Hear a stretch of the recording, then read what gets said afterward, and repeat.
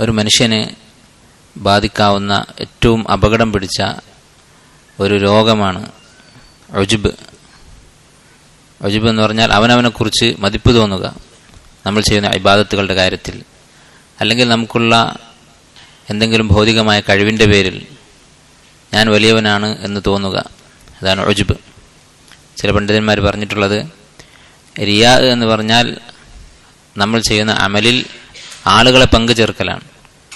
അള്ളാഹുവിന് പുറമെ ആ അമലിൻ്റെ ഒരു പങ്ക് മറ്റു വല്ലവർക്കും വകവെച്ചു കൊടുക്കുക. ഒരാൾ നമസ്കരിക്കുന്നു, അള്ളാഹുവിൽ നിന്ന് പ്രതിഫലം ആഗ്രഹിക്കുന്നു, അതിൻ്റെ കൂടെ ആരെങ്കിലും ഇത് കാണണം, തന്നെ പ്രശംസിക്കണം എന്ന ആഗ്രഹം. അതുപോലെ ഖുർആൻ പാരായണം ചെയ്യുന്നു, അല്ലെങ്കിൽ സ്വതക്ക ചെയ്യുന്നു, എന്തെങ്കിലും ഒരു സൽക്കർമ്മം ചെയ്യുമ്പോൾ അത് ആളുകൾ കാണണം, അറിയണം, തന്നെ പുകഴ്ത്തണം എന്നുള്ള ആഗ്രഹം. അതാണ് റിയാ. റിയാ എന്ന് പറഞ്ഞാൽ തൻ്റെ അമലിൽ ആളുകളെ പങ്കു ചേർക്കൽ. ഉജ്ബ് എന്ന് പറഞ്ഞാൽ തൻ്റെ അമലിൽ തന്നെ പങ്കു ചേർക്കലാണ്. ചിലപ്പോൾ ആരും കാണുന്നില്ല, നമ്മൾ ചെയ്യുന്ന അമല് വളരെ രഹസ്യമാണ്, ഖിയാമുൽ ലൈലാണ്, തഹജ്ജുദാണ്, ഒറ്റക്കാണ് നമസ്കരിക്കുന്നത്. പക്ഷേ നമുക്ക് തന്നെ നമ്മോടൊരു മതിപ്പ് തോന്നുന്നു ആ അമല് ചെയ്യുമ്പോൾ. അപ്പോൾ നമ്മുടെ സ്വന്തം നഫ്സിനെ തന്നെ നമ്മൾ അതിൽ പങ്കു ചേർക്കുകയാണ്. അത് റിയാഇനേക്കാൾ സൂക്ഷ്മമാണ് ഉജ്ബ് എന്ന് പറയുന്നത്. റിയാഇനേക്കാൾ പ്രയാസമാണ് അത് തടയാൻ. അതുകൊണ്ട് വളരെയധികം സൂക്ഷിക്കേണ്ടതുണ്ട് ഉജ്ബിനെ.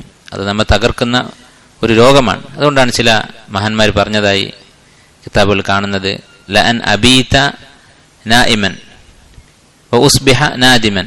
രാത്രി മുഴുവൻ കിടന്നുറങ്ങിയിട്ട് തഹജ്ജുദൊന്നും നമസ്കരിക്കാതെ രാവിലെ ദുഃഖത്തോടുകൂടി എഴുന്നേൽക്കുന്നതാണ് അഹബ്ബ് ഇലയ്യ, എനിക്ക് കൂടുതൽ ഇഷ്ടം, എന്തിനേക്കാൾ മിൻ അൻ അബീത ഖായിമൻ വ ഉസ്ബിഹ മുഅ്ജബ.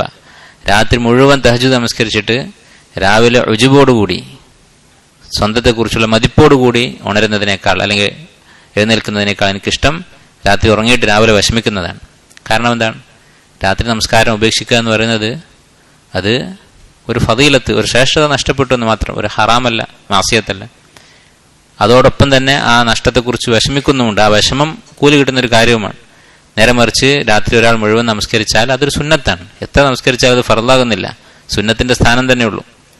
അതിൻ്റെ കൂടെ ഉജ്ബ് വന്നാലോ, ഉജ്ബ് എന്ന് പറയുന്നത് ഒരു വലിയ തെറ്റാണ്.